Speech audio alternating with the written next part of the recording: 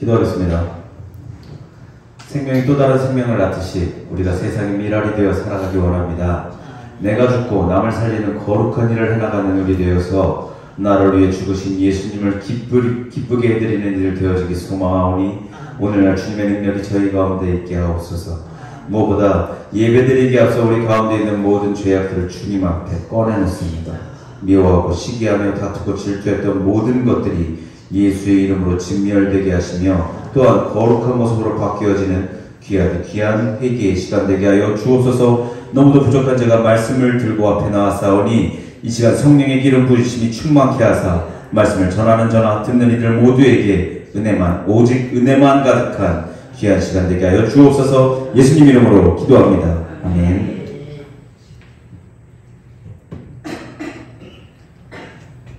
만나서 반갑습니다.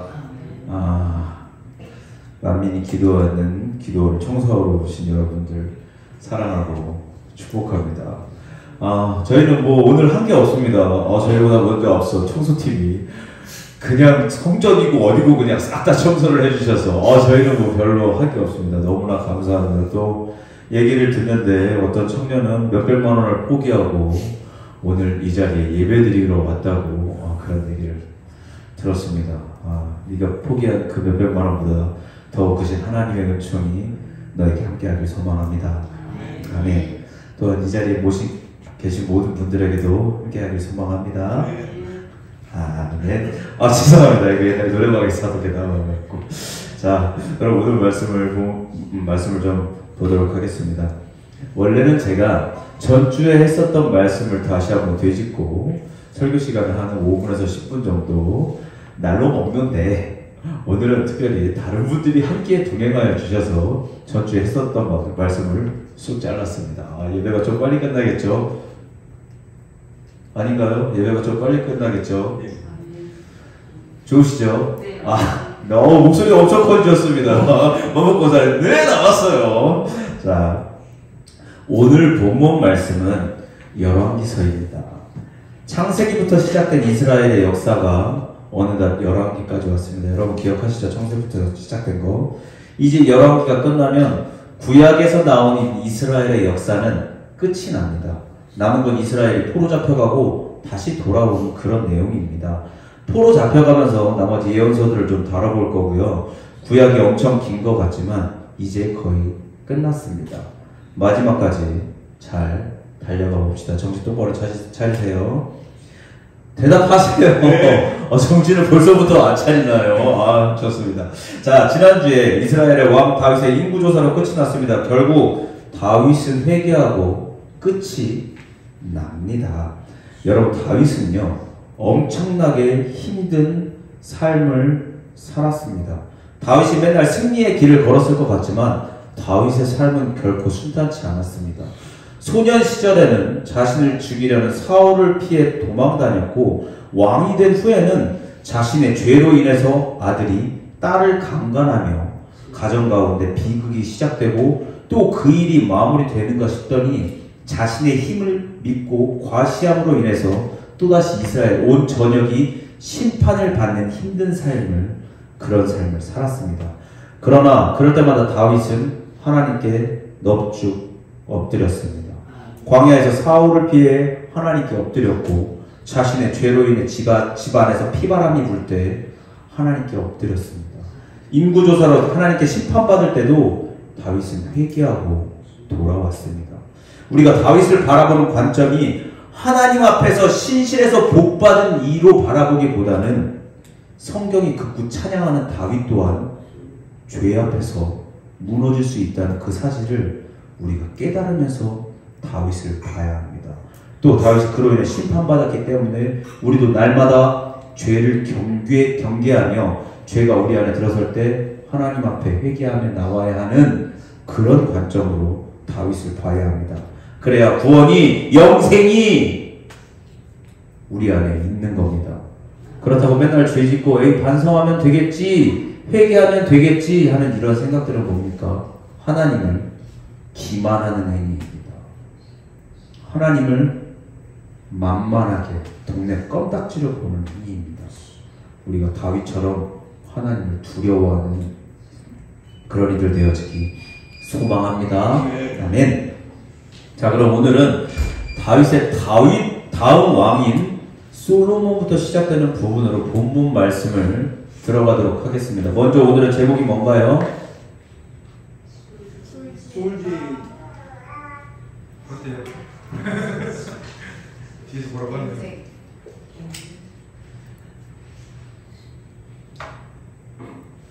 넘겨주세요. 더 앞으로.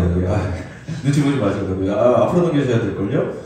예, 뒤였네요. 자, 오늘의 제목은 솔지혜가 행한 갱생입니다. 어떤 것이 솔지혜며 또 솔지혜가 행한 갱생이란 것은 무엇인지 말씀을 정리하며 설명하겠습니다. 다윗이 죽고 나서 여러 가지 일을 겪은 솔로몬은 비로소 이스라엘의 세 번째 왕으로 등극합니다. 4절 보실까요? 4절 이에 왕이 제사하러 기브온으로 가니 거기는 산당이 큼이라 솔로몬이 그 제단에 1000번제를 드렸더니 여러분 1000번제가 뭡니까? 교회도 1000번제 예물 있죠? 그거 뭡니까? 1000번 예물을 드리는 겁니다. 1000번째 안 드리고 오셨나요? 안 드리고 오신 분들 명단 적어주세요. 교회에 1000번째 예물이 있는데 그 1000번째 예물을 1000번 동안 드리는 겁니다. 자신의 기도 제목을 적어서 예물을 1000번 드리는 겁니다. 근데 여기서 말하는 1000번째에는 두 가지 의견이 있습니다. 첫 번째는 우리가 흔히 알고 있는 1000번 예물을 드리는 겁니다. 그런데 잘 보십시오. 4절 상반절에 왕이 기브온으로 제사하러 갔다고 나옵니다. 근데 지금 솔로몬이 있는 예루살렘과 기브온과의 거리는 약 10km 정도 됩니다. 이스라엘은 상번제, 하번제라고 해서 하루에 아침, 저녁으로 2번씩 제사를 드립니다. 근데 그때 당시는 지금처럼 교통수단도 발달되어 있지 않고 왕이 움직이려면은 수많은 이들이 함께 가야 하는데 그런 많은 인원이 10km를 가려면은 넉넉하게 몇 시간 정도 가야 될까요? 4시간 정도는 가야 합니다. 그럼 아침에 제사 한번 드리려고 4시간을 갔다가 4시간을 다시 와야 합니다.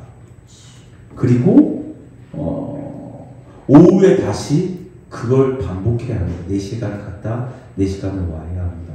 하루에 16시간을 제사 드리러 왔다 가는 겁니다. 그럼 잠은 언제 자고 일은 언제 하겠습니까? 1000번째 두 가지 의견이 있다고 했습니다.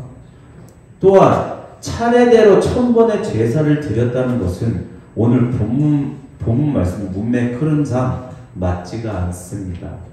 그럼 1000번째의 두 번째 의견은 뭐냐? 한 번에 1000마리를 태워 바쳤다는 겁니다. 차례대로 1000번째를 드린 게 아니라 한 번에 1000번째를 태워 드렸다는 겁니다. 문맥의 흐름이나 시간 개념상 두 번째 의견이 유력합니다. 저 역시도 이 의견에 동의합니다. 제가 여기서 이게 확실합니다! 라고 말을 해도 학교에서 저한테 뭐라고 할 사람 아무도 없습니다. 왜요? 아무도 몰라. 아무도 모릅니다. 1,000번째 무엇을 말하는지. 자, 1,000번째 예물을 드리실 때는 될 수 있으면 집 팔아서 한 번에 많이 헌금하십시오. 아무튼 1000번째 예물을 1000번을 바쳤거나 한 번에 1000마리를 잡아서 바쳤거나 지금 솔로몬은 예배에 최선을 다하고 있는 겁니다. 그렇게 예배에 최선을 다한 솔로몬에게 하나님께서 꿈으로 나타나서 말씀하십니다. 5절 보실까요? 5절입니다. 시작. 기브온에서 여호와께서 솔로몬에게 말씀하시니라. 하나님의 이르시되 내가 너에게 소원을 주고 너를 구하라. 여러분 마음의 소원은요 예배에 최선을 다한 자에게 주어지는 겁니다. 방금 전에 말씀드렸던 것처럼 1000번 예물을 드렸거나 1000번 한 머리 1000번을 태워서 바쳤거나 솔로몬은 예배에 최선을 다했고 그런 예배에 최선을 다한 솔로몬에게 하나님께서 지금 나타나서 말씀하시는 겁니다. 그런 예배에 최선을 다한 자에게 주어지는 겁니다. 그냥 어중이 떠중이 나와서 기도한다고 기도의 제목이 이루어지는 게 아닙니다. 이처럼 최선을 다해 예배드린 솔로몬에게 하나님께서 나타나셔서 소원을 말해봐라. 내가 들어주겠다. 하고 말씀하셨습니다. 그럼 예배에 최선을 다한 솔로몬이 구한 것이 무엇일까요? 돈일까요? 집일까요? 직장일까요? 9절입니다. 시작.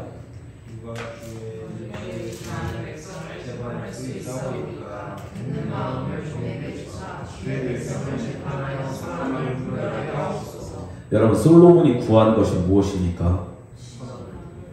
선악을 분별하는 듣는 마음입니다. 듣는 마음을 주다. 왜요? 왜 듣는 마음을 달라고 그랬습니까? 선악을 분별하는 거죠. 우리 같았으면은 하나님께서 꿈에 나타나서 야, 소원을 말해봐라, 들어주겠다. 그럼 뭐라고 얘기합니까? 하나님, 우리 앞에 있는 문제 좀 해결해 주십시오. 하나님, 시집 가야 되는데 돈 좀 많이 주세요. 하나님, 좋은 직장 주십시오. 집 한 채 주십시오. 이렇게라고 하겠지만 여러분, 예배에 최선을 다하는 사람은요, 그런 것을 구하지 않습니다. 무엇을 구합니까? 선악을 분별하는 걸 구한다고요. 지금 여러분들이 하나님 앞에 나와서 구하는 모든 기도의 제목들이 무엇인지 돌아보십시오. 듣는 마음, 순종의 마음으로 선악을 분별하는 것인지, 아니면 내 육신의 정욕이나 해결하려고 하는 마음인지 돌아보십시오. 여러분들의 뭐 때문에 열심을 갖고 하나님 앞에 나오는지 스스로 돌아보시라고요. 자, 선악을 분별하는 듣는 마음을 주세요 라고 하는 솔로몬의 기도를 들으신 하나님께서 말씀하십니다. 10절입니다. 시작. 솔로몬이 이것을 구하매 그 말씀이 주의 마음에 든지라. 자, 솔로몬이 지금 어떤 것을 구했죠? 선악을 분별하는 듣는 마음. 솔로몬이 구한 이것이 어땠다고요? 주님의 마음에, 하나님의 마음에 들었다고요. 여러분, 여기서 나오는 들었다의 뜻은 좋다, 즐겁다, 잘했다의 뜻입니다. 솔로몬이 구한 이것이 하나님을 어떻게 했다고요? 즐겁게 했다고요. 계속해서 11절입니다. 시작.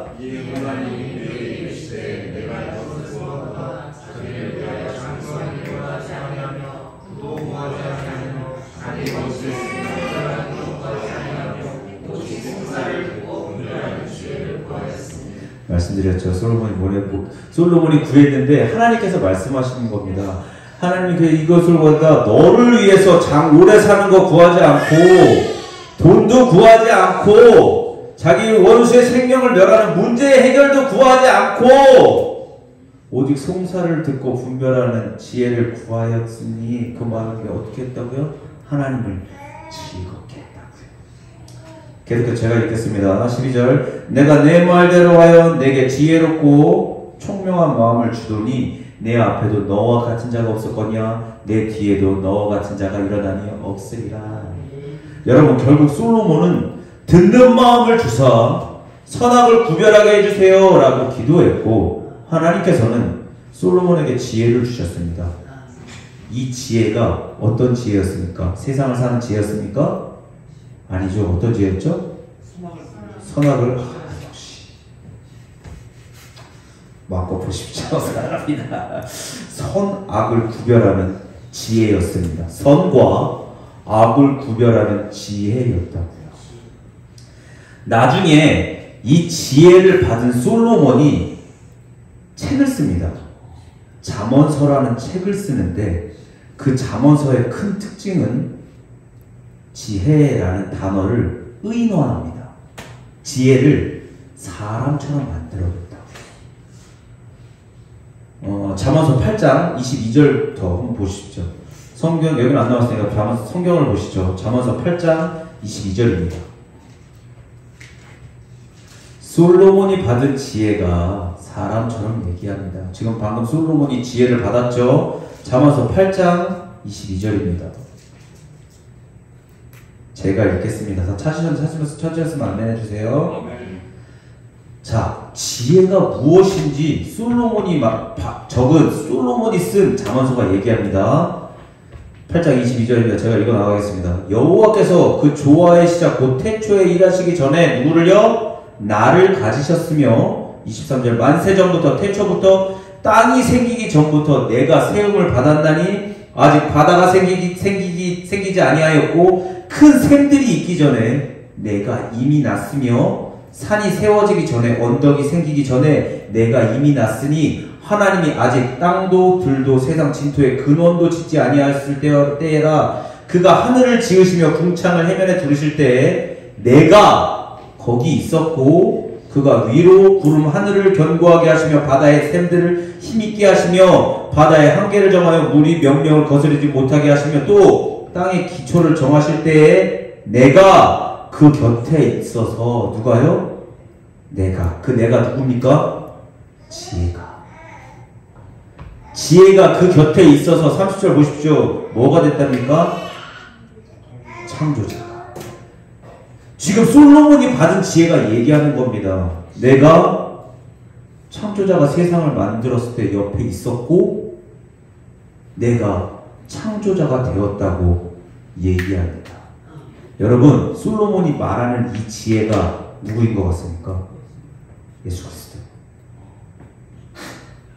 이 지혜의 근본은요, 솔로몬이 잠언서에서 말하는 이 지혜의 의화를 시킨 건요, 지혜는 곧 뭐라고요? 예수 그리스도. 선과 악을 구별하는 예수님을 솔로몬이 지금 받은 겁니다. 자, 지금부터 솔로몬을 솔지혜라고 부르겠습니다. 지혜 받았으니까 솔지혜라고. 자, 이 솔지혜가 무엇을 행했는지 본문으로 돌아와 봅시다. 지금 솔로몬은 선과 악을 구별하는 지혜를 구했습니다. 그 지혜가 누구였죠?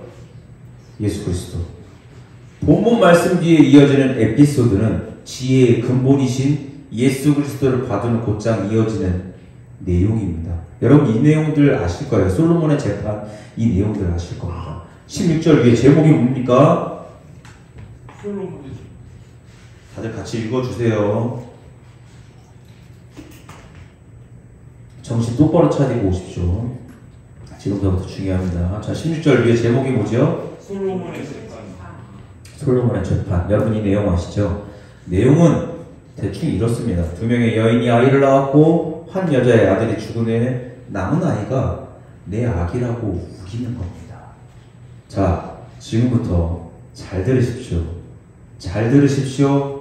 잘 들으십시오. 제가 잘 들으라고 그러면 잘 들으셔야 합니다. 열왕기상 3장 16절입니다. 보세요. 무슨 말로 시작합니까? 그때가 어떤 때죠? 솔로몬이 선악을 분별하는 지혜, 예수의 영을 받은 그때에 누가 옵니까? 창기 두 여자가 왕에게 와서 그 앞에 서며, 여러분, 이 재판에 나온 여자들 두 명은요, 평범한 여자가 아닙니다. 어떤 여자입니까? 창기입니다. 창녀가 죄인입니다. 죄인이 지금 예수의 영을 받은 솔로몬 앞에 나온 겁니다. 창녀의 직업을 가진 죄인된 한 여자에게 위기가 닥칩니다. 17절 상반절입니다. 제가 읽겠습니다. 눈으로 빠르게 따라오십시오. 나와 이 여자가 한 집에 사는데 18절 내가 세살한 지 사흘 만에 이 여자도 해산하고 이 여자도 애기 낳고 19절 밤에 저 여자가 아들 위에 누움으로 그 아들이 죽었습니다. 20절 내가 잠든 사이에 내 아들을 내 곁에서 가져다가 자기 품에 누이고 자기의 죽은 아들을 내 품에 뉘었나이다.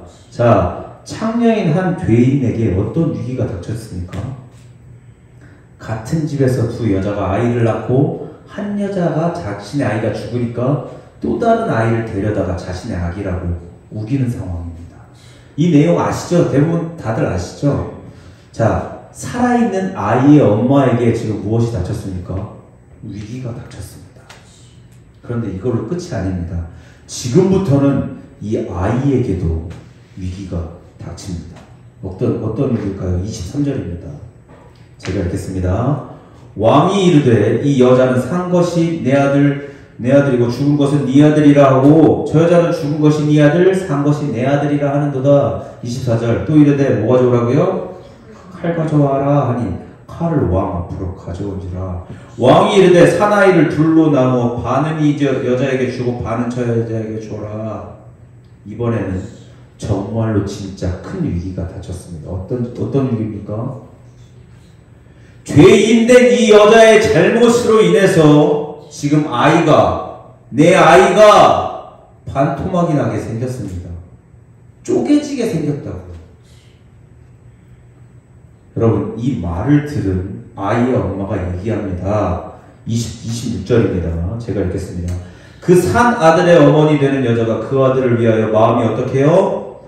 불붙는 것 같아서 왕께 아뢰어 청하건대 여기서 나오는 청하건대의 뜻은요, 부디어 제발요 이 뜻입니다. 여자의 마음이 불붙는 것 같아서 부디 제발 내 주여 산 아이를 저 여자에게 주고 죽이지 마세요 하되 하고 여자가 울부짖습니다. 결국 이 울부짖음을 들은 솔지가 판결합니다. 왕이 대답하여 이르되 산 아이를 저 여자에게 주고 결코 죽이지 말라. 저가 그의 뭐라고요? 어머니라며. 결국 이 아이는요, 칼로 쪼개질 뻔한 위기를 겪고 다시 살아납니다. 잘 보십시오. 아이가 뭐 때문에 살아났습니까? 지금 칼로 쪼개질 뻔한 아이가 뭐 때문에 살아났죠? 죄인된 아이 엄마의 불붙는 듯한 간절한 그 애원으로 아이가 다시 살아났습니다. 여러분, 이 솔지가 판결한 판결은요, 단순히 박수치면서 아 잘했구나 솔로몬 대단하다 이런 판결이 아닙니다. 솔로몬이 오늘 판결하면서 너 잘했고 너는 잘못했다 이렇게 판결했습니까? 아니요. 솔로몬은요, 선과 악을 구별하는 사람입니다. 그럼 이 에피소드에 나오는 악이 누굽니까? 악이 누굴까요? 악은 이 아이의 엄마입니다. 창녀라고요.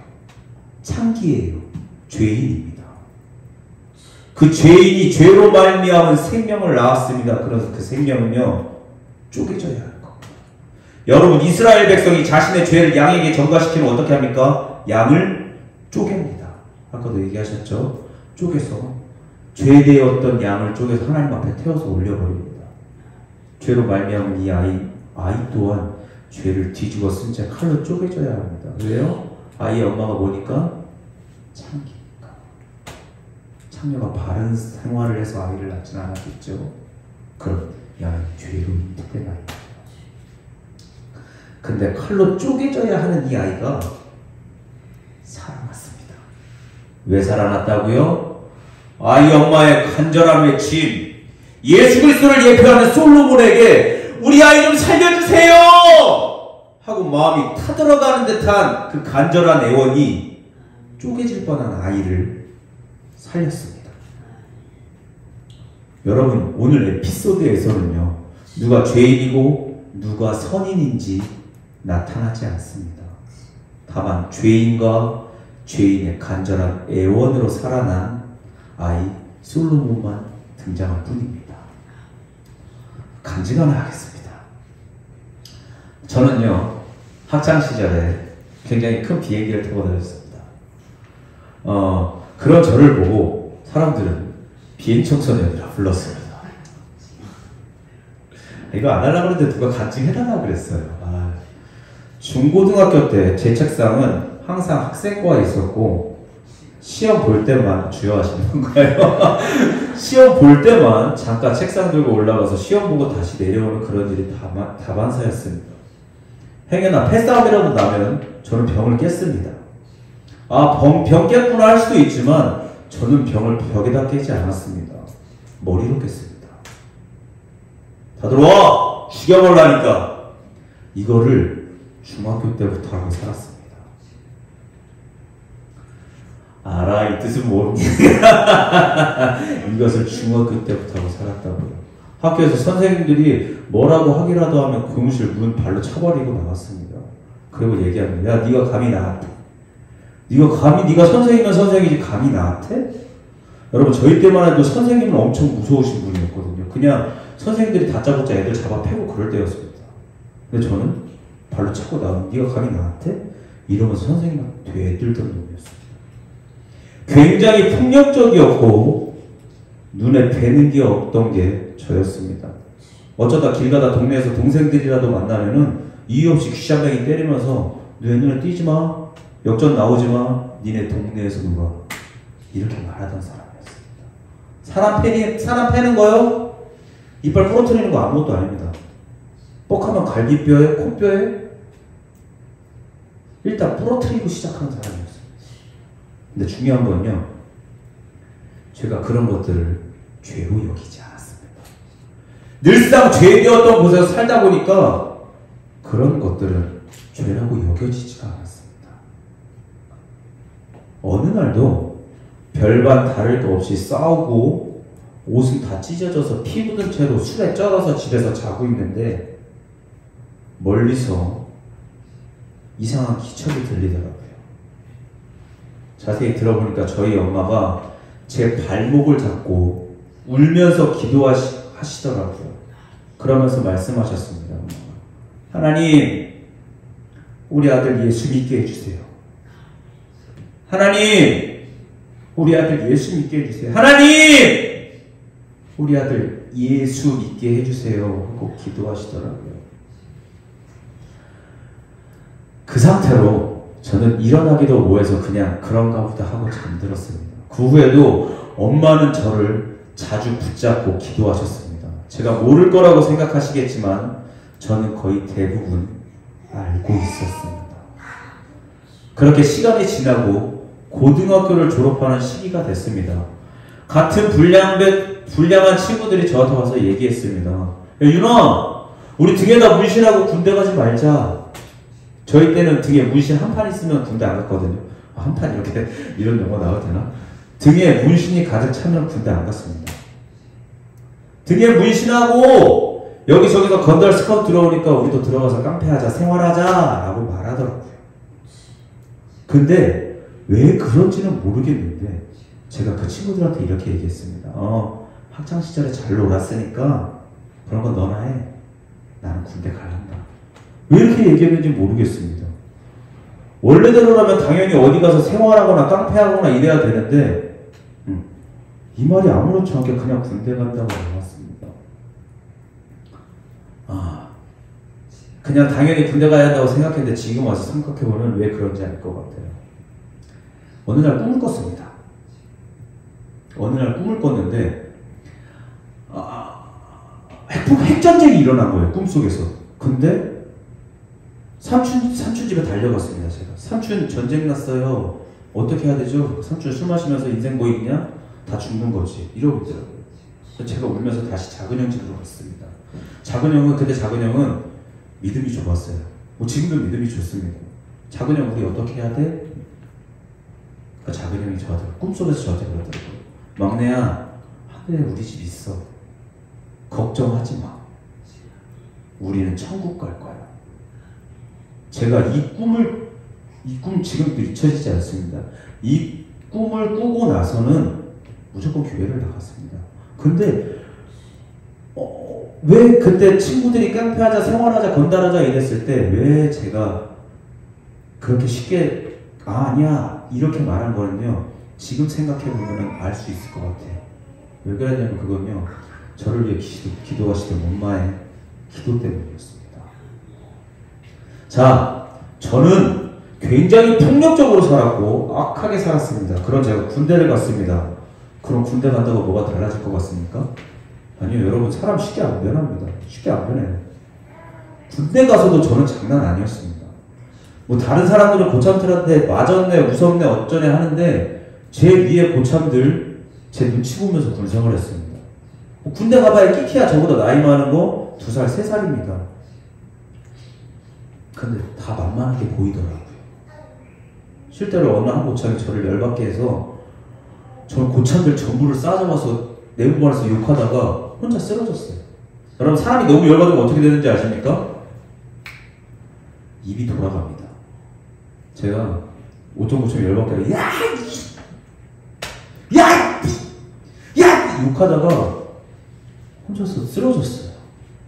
일어나 보니 입이 이렇게 돌아가 있다. 성격 완전 땡땡 맞았죠?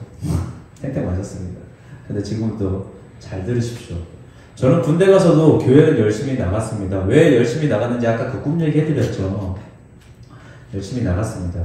그러니까 군대 가서 성격은 정말 안 좋고 폭력적이었었지만 군대 가서 교회 열심히 나가니까 선임 군종병이 저를 다음 군종병으로 지목했습니다. 군종병은 군대 안에서 교회 일을 하는 사람들입니다. 군종병이 되면은 뭐 내무반 생활보다 교회 일을 더 열심히 할 수 있어요. 군종병으로 지목됐지만 제가 별로 하고 싶지 않았습니다. 왜요? 군종병은 신학교 다니던 애들이 대부분이고 또 저 같은 놈이랑은 차원이 다르다고 생각했습니다. 그냥 교회 생활 열심히 하는 친구들이랑 저는 다른 사람이라고 생각했어요. 저는 교회 열심히 나가지만 교회 열심히 생활하는 친구들이랑 저랑은 아예 다르다고 생각했습니다. 맨날 싸움질하고 당기던 깡패 같은 놈이랑 하나님 찬양하면서 살던 친구들이랑은 다르다고 그렇게 생각했습니다. 군종병 하라는 권유를 근 1년 정도를 계속해서 거부했습니다. 그런데 어느 날 이 선임 군종병이 다쳐서 의가사 제대를 하게 됐어요. 군종병 자리가 비게 됐습니다. 저는 1년 동안 군종병 안 합니다 하고 안 했거든요. 근데 군종병 자리가 비었어요. 중대장님이 저를 부르시더라고요. 너 오늘서부터 군종병 해라. 네? 군종병 하라고. 알겠습니다. 이제부터는 군종병 하라는 권유가 아니라 상관에게 강압적으로 명령이 내려왔습니다. 그래서 군종병을 하게 됐습니다. 결국 군종병 하면서 하나님 만나고 저는 그렇게 조금씩 변해갔습니다. 엄마의 기도로 제가 변했다고 저는 생각합니다. 여러분 제가 굉장히 폭력적이고 악한 모습으로 군대 갔거든요. 근데 군대 가서 제가 제대하기 전에 교회에서 사역하는 목사님께서 포상휴가를 걸었습니다. 자, 이번 세례식에 각 중대마다 세례 가장 많이 받게 하는 사람한테는 4박 5일 포상휴가를 내가 주겠다. 여러분 저희 연대는요 군종병만 20명 넘게 있었습니다. 다들 신학생에 기도하는 거 끝내주고 하나님 일에 난다긴다 하는 친구들 천지 빽깔이었습니다. 근데 그 중에서 누가 1등 했을까요? 대답하세요. 대답하시라고요! 자, 저는요, 저희 중에는 120명 있었거든요. 근데 저로 인해서 그 120명 중에서 23명이 세례받았습니다. 6분의 1이 넘는 인원이 세례를 받고 저는 포상휴가도 나왔습니다. 그 뒤에도 하나님께서는 꾸준히 저를 바꾸어 가셨습니다. 고난으로 눈물로 그렇게 하나님만 찾게끔 하셨답니다. 그리고 저는 지금 이 자리에 있습니다. 할렐루야. 제가 물론 지금은 술도 먹지 않고 사람을 패지도 않습니다. 물론 패고 싶을 때도 있어요. 그러나 패지를 않습니다.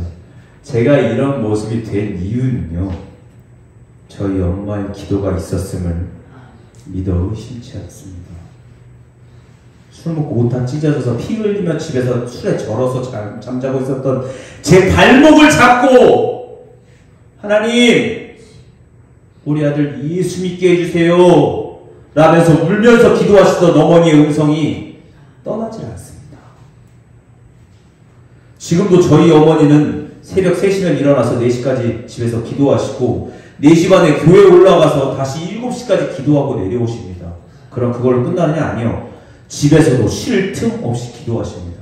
분명히 나갈 때 엄마의 기도하는 모습을 보고 나갔는데 들어올 때도 엄마의 기도하고 계시는 모습을 본 것이 한두 번이 아닙니다. 엄마의 애가 타는 간절한 기도가 폭력적이고 죄악 가득하고 또한 그런 죽음 가운데 있던 저를 살렸습니다. 그것이 제가 지금 이 자리에 있는 이유입니다. 어떤 이유요? 엄마의 기도. 그 기도가 악한 자리에 있던 저를 선한 자리로 옮겨놨습니다. 말씀을 정리하겠습니다. 우리는 오늘 1000번째 후에 하나님의 은혜를 받은 솔로몬을 보았습니다. 예배에 최선을 다했던 솔로몬에게 하나님께서는 무엇을 줄지 구하라 말씀하셨고, 솔로몬은 선과 악을 분별하는 지혜를 구했습니다. 결국 성경이 얘기하는 지혜가 누구십니까? 예수 그리스도. 선과 악을 분별하는 것은요, 예수께서 하시는 겁니다. 결국 이 지혜를 받은 그때에, 선과 악을 분별하는 예수 그리스도의 영을 받은 그때에 창기 두 여자가 와서 문제를 꺼내놓습니다. 두 여자 중에 한 여자에게 큰 위기가 닥치고 자신의 잘못으로 인해 아이가 죽을 뻔하지만 여자의 어떤 마음이요? 타들어가는 그 애원으로 인해서 아이는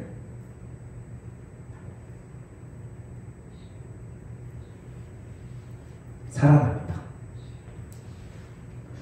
저는 이 부분을요, 창기의 아들이 살아난 것만으로 보는 것이 아니라 창기의 죄까지 용서된 것으로 보았습니다. 어떤 행실로 인해서요? 아이를 살리겠다는 애가 타는 간절한 마음으로 인해서.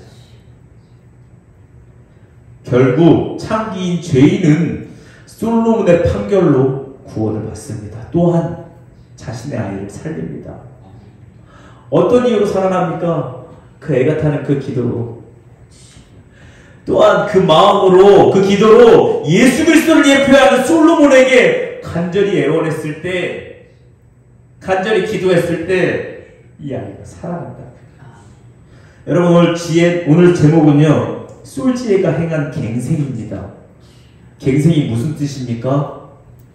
다시갱, 날생, 다시 살아났다는 겁니다.